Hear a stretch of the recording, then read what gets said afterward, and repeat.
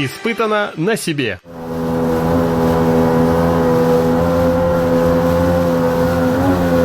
Мы продолжаем наш рассказ о поездке на горную реку в целях испытания моторных лодок, в том числе лодки Шерпа 470 Эверест с дном высокого давления. Поднявшись до места лагеря, мы разгрузили лодки и практически без лишних разговоров все начали работу.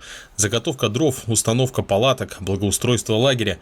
Несмотря на то, что мы были на горной реке, воду брать из нее было нежелательно, так как уровень воды поднимался и шел мутный поток с верховьев.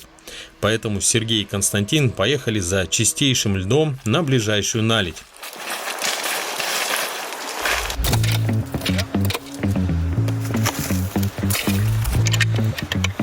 Опа!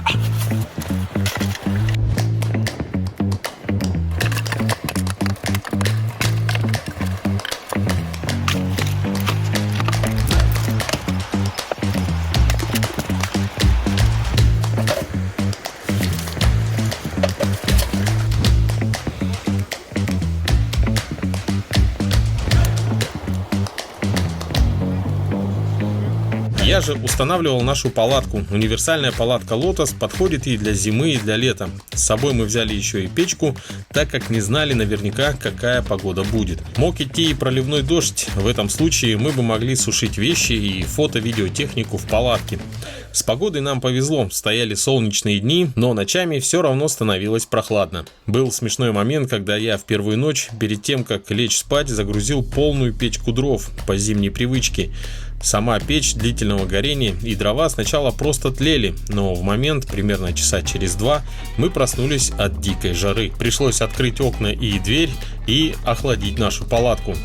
В общем и целом произошел переход на летний режим, и в последующие ночи я просто подкидывал по 1-2 полена перед сном.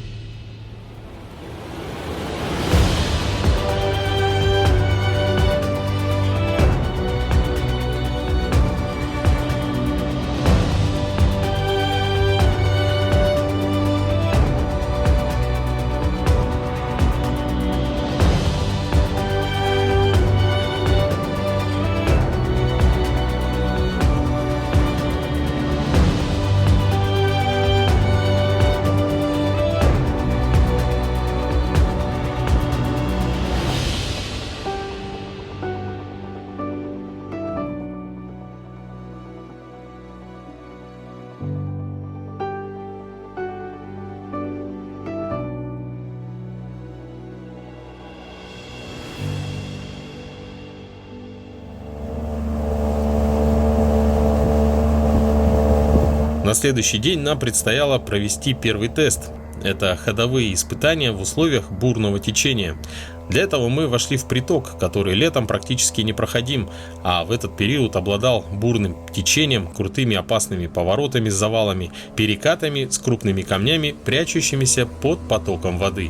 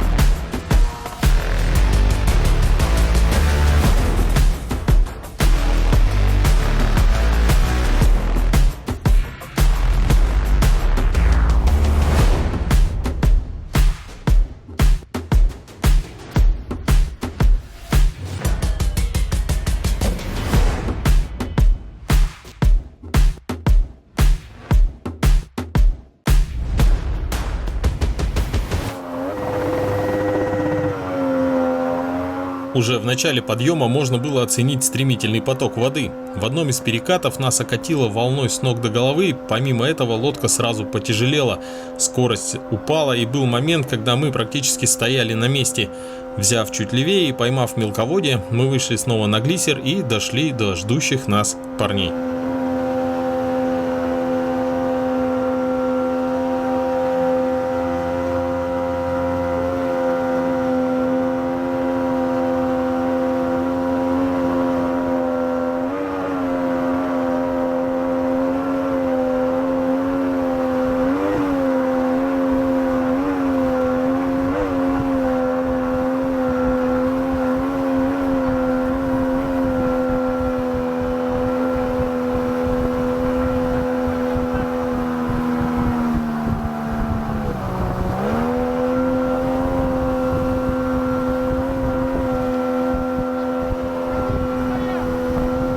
У Шерпы 500 целых 4 сливных отверстия, я же перед походом открыл лишь одно из них.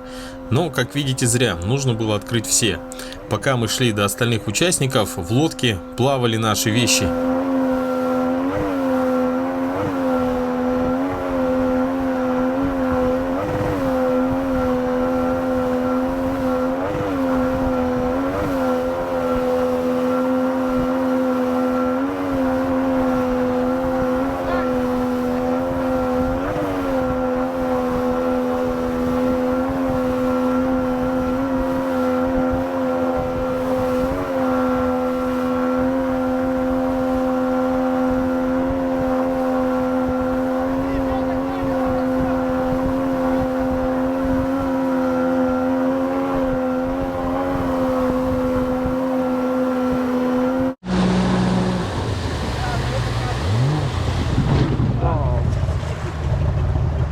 Эффектно.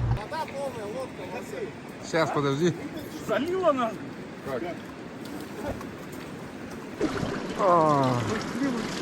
Как?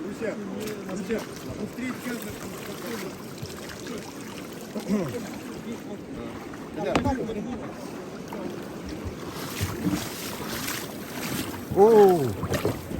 Вот так вот. А я взял только перед поездкой одно это открыл. Сливное, а тут 4. Одна открыта. Подними меня, пожалуйста.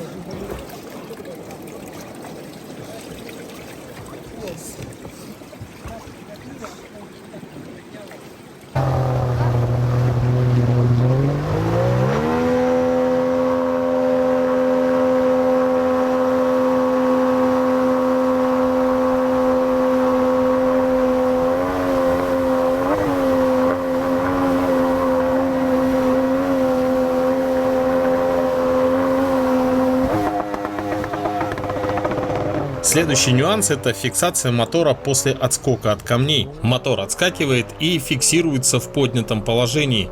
В этот момент вы либо садитесь на камни, либо вас несет вниз по течению. И то, и другое не совсем приятные вещи. Все это решается вставкой простой трубочки или снятием самого фиксатора, но опять же я про это совсем забыл. После того, как нас поставило боком в перекате, я соорудил некое подобие из куска трубки и скотча.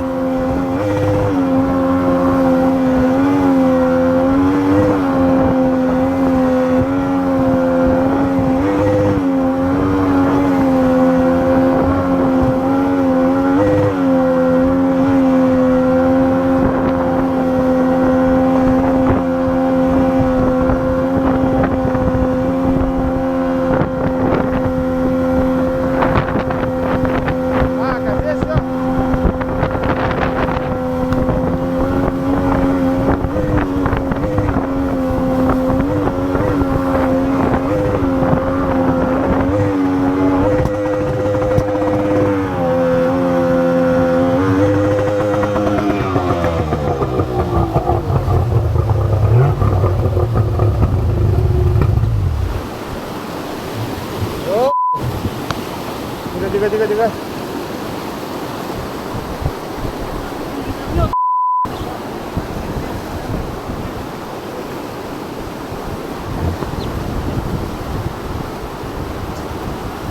В этот момент я ощутил преимущество высокого борта. Если бы у нас был обычный баллон, возможно даже с фальшбортом, то лодку неминуемо бы залило потоком воды. Не туда, не туда.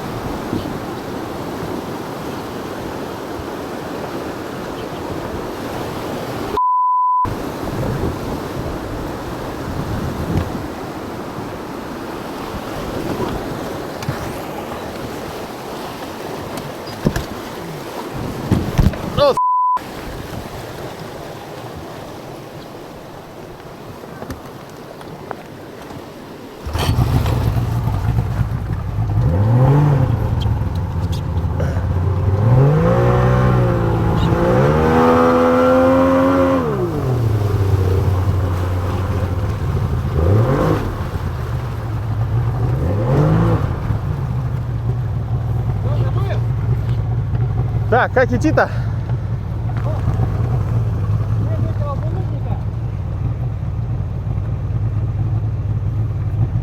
Пробуй сейчас, давай. Прям по центру?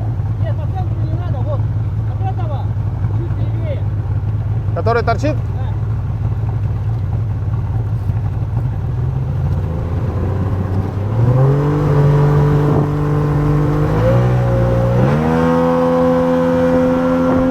Пальцем покажи.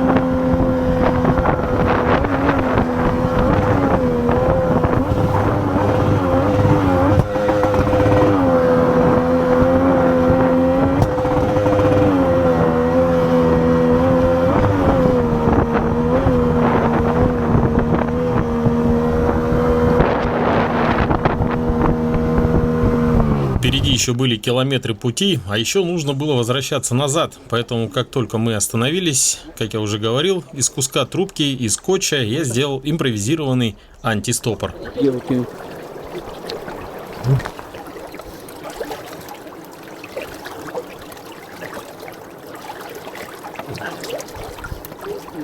Зафиксировался?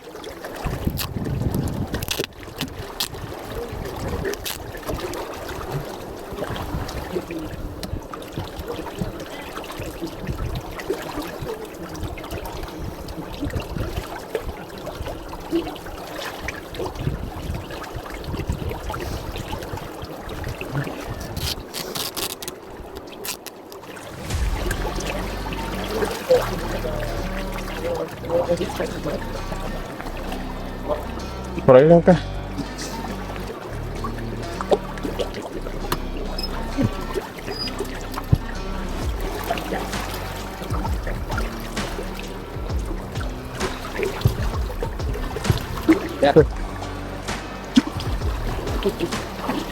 Дорогая, я починил.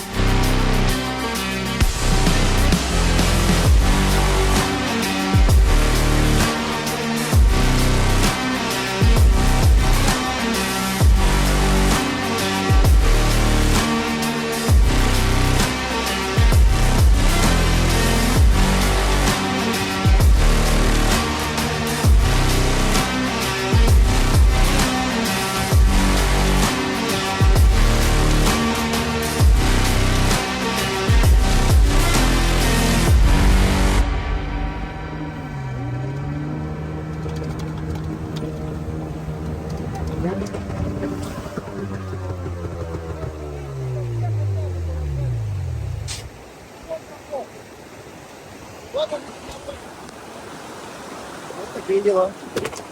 Бывает.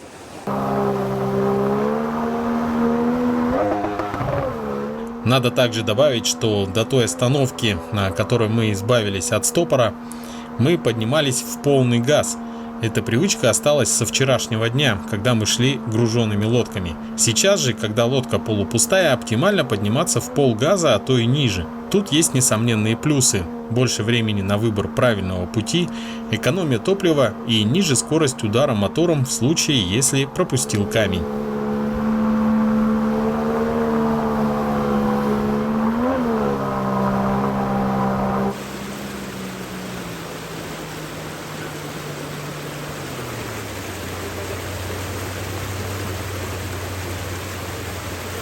Этот перекат собрал сразу две лодки. У первой еще и обнаружилась проблема. Перед этим они прошли по кустам и намотали их на импеллер. Для очистки им необходимо было снять интейк. Нам же было чуть проще. Было время осмотреть подъем, и плюс перед нами прошла еще Шерпа 470.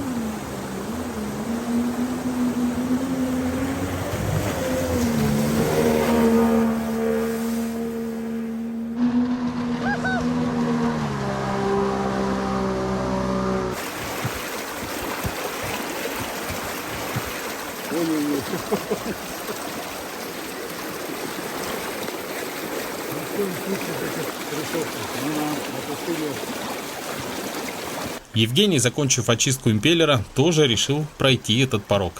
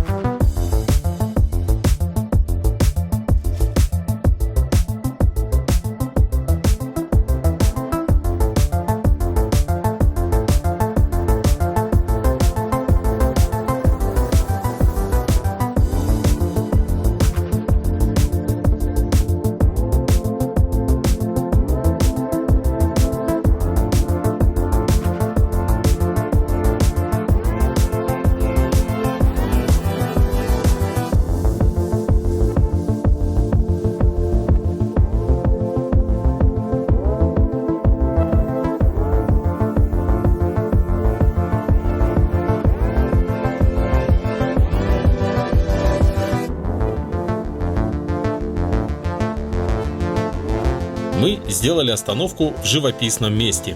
На противоположном берегу над потоком чистой воды возвышались скалы. Открывался завораживающий вид на еще заснеженные горы. Воздух был чистым и свежим, а из звуков было только журчание горной реки. Пользуясь моментом, я решил узнать впечатления о нашей экспедиции. Вообще в Якутии я не первый раз. Я в Якутии родился, в Волданском районе, в поселке Нижний Куранах. Так что я, можно сказать, местный. Но когда поступил в институт, уехал в Новосибирск, и там продолжил свою деятельность, в том числе и производство лодок-выдра. Вообще целей нашей поездки их несколько. Первое, действительно, мы сделали новинку, новую модель. Лодка Шерпа с рабочим названием Шерпа Эверест. Вот, про Шерпу многие люди, которые увлекаются водометной темой, уже знают. Это лодка с плоскими вертикальными бортами. Вот. И мы провели некоторую модификацию. Мы добавили жесткое дно высокого давления, мы добавили переборки высокого давления в баллоны и приехали сюда, чтобы протестировать вот эту новинку, да, протестировать эти изменения. Вот. Ну, а кроме того, мы здесь в экспедиции на нескольких лодках, на выдрах, 5 лодок у нас, и мы хотим посмотреть, собрать обратную связь от пользователей наших лодок, потому что с нами ходят опытные водометчики, которые уже много-много-много лет этим занимаются. Вот, и они дают обратную связь, мы эту обратную связь собираем, и с той целью, чтобы сделать наши лодки лучше, чтобы их усовершенствовать, чтобы исправить какие-то недочеты, которые, конечно же, есть. Вот цели такие. Ну, и еще одна цель, просто посмотреть на такие красоты. Впечатления самые-самые шикарные. Вот, во-первых, да, природа, это родная для меня природа, и это важно. Очень повезло нам с погодой, судя по всему, потому что тепло, комаров нет, это тоже немаловажно, меня очень любят комары. Вот, кроме того, много сняли здесь контента, прям много фотографий, много видео, много всяких интересных разговоров. Планируем еще взять интервью у пользователей тоже лодок. Вот. И какие-то улучшения мы уже, конечно, для себя выявили. Я сейчас там детально раскрывать не буду, вот, потому что не факт, что они появятся, вот, но будем исследовать те вопросы. Сами пощупали, поездили, понакачивали, полазили по лодкам, потаскали.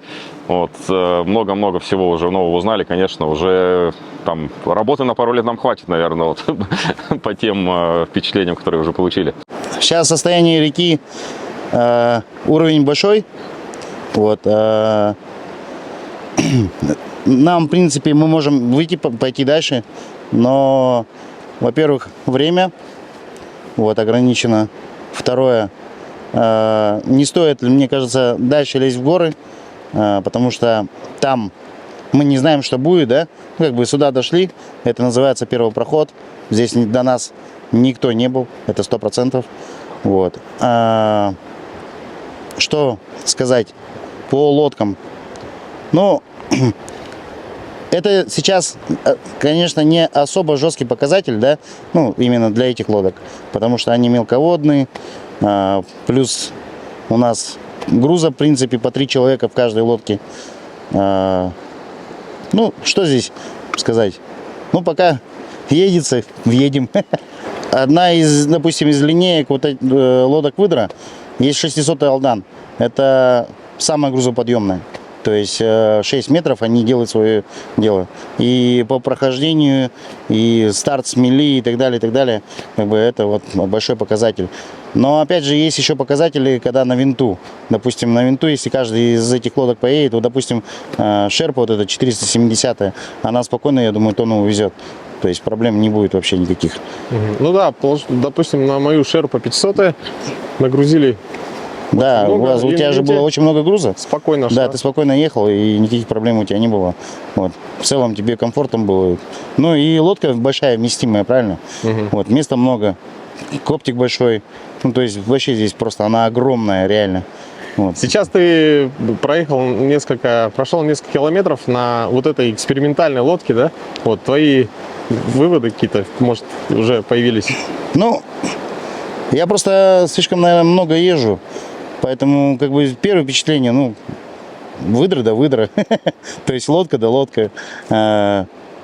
Просто километража очень много накатал. В плане того, что какие-то реальные тесты мы еще проведем, мы поспускаем там дно, еще что-то поиграем, да.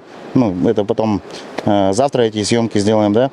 Вот. А сегодня, ну, первое было впечатление, чтобы парней вывести именно на такую речку, чтобы они поняли, что это, ну, чем мы занимаемся, водометной темой, да.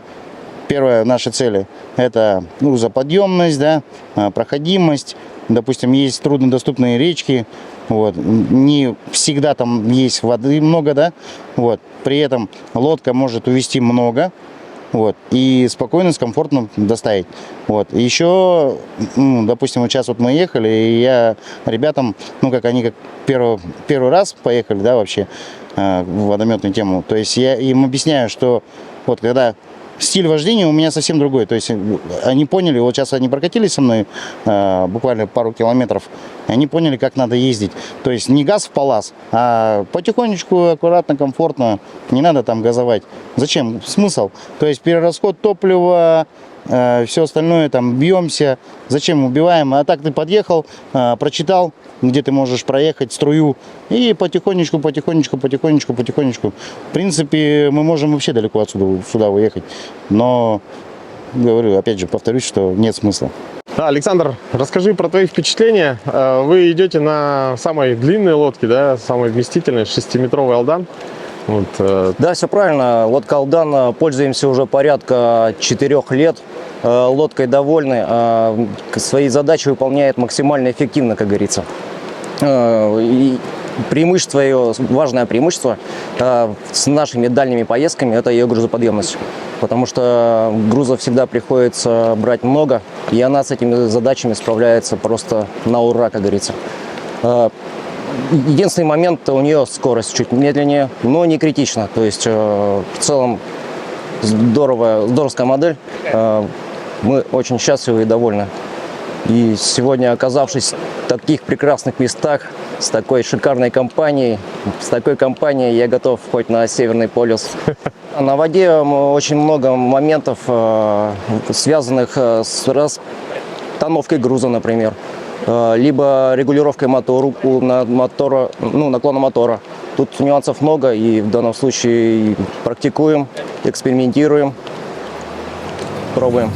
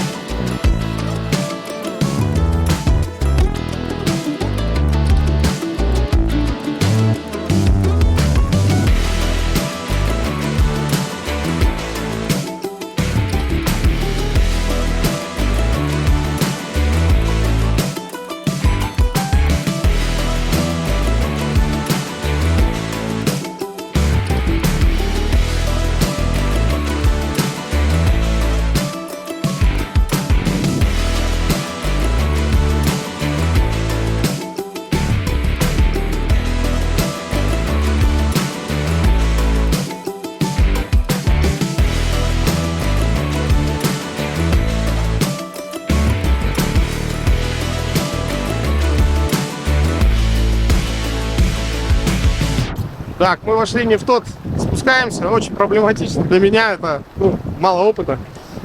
Сейчас мы вошли не в то русло. Так.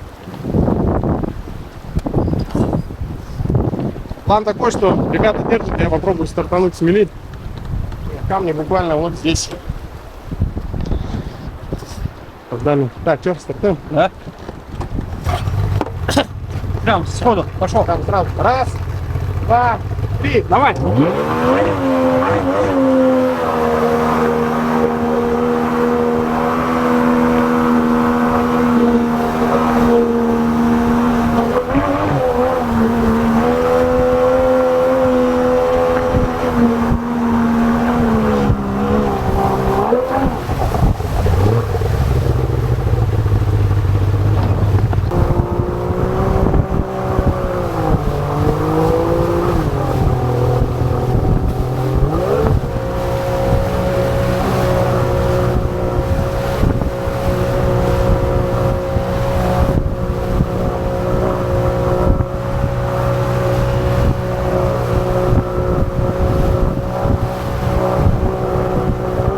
жестко вообще. Спуск это что-то. Еще и оказывается мы первопроходцы здесь. Ну то есть в этой реке бывает либо воды очень мало, либо зима. Поэтому какой-то вот момент такой, что много воды здесь. И нам удалось подняться даже до наледи. Очень красиво. Но, как видите, спуск мне сложно дается. Ну, у меня в прошлом году я, по-моему, даже на водомете особо не ездил. Ну, вот на горной реке. В основном так, на винте. Так что, у меня сейчас адреналин адреналин зашкаливает. Так, мы сейчас ждем ребят, чтобы продолжить путь. Непонятно. Нужен впереди более опытный водометчик, который будет показывать дорогу. Давай за ними.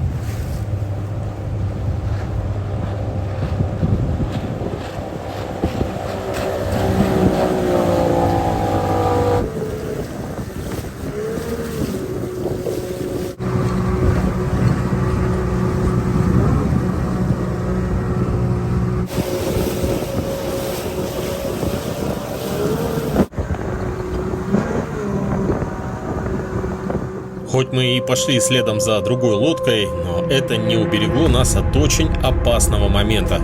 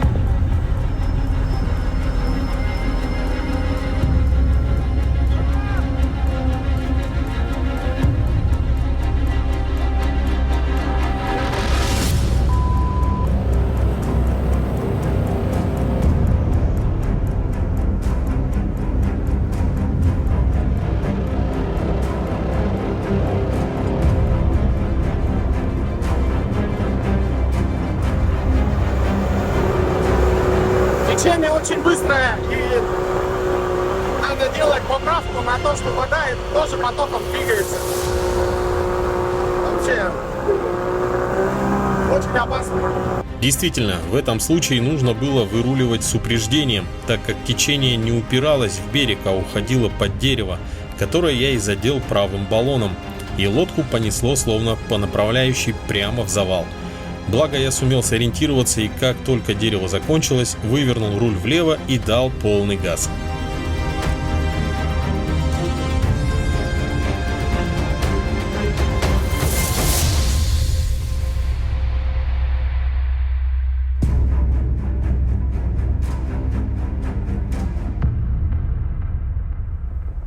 Вот такой насыщенный день у нас получился. Но в следующем выпуске мы будем тестировать лодки под разной загрузкой, а на тестовой модели Sherpa 470 Everest спустим дно и основные баллоны и посмотрим, что будет происходить на воде.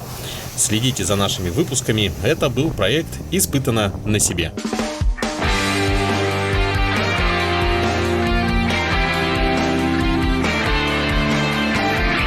Испытано на себе.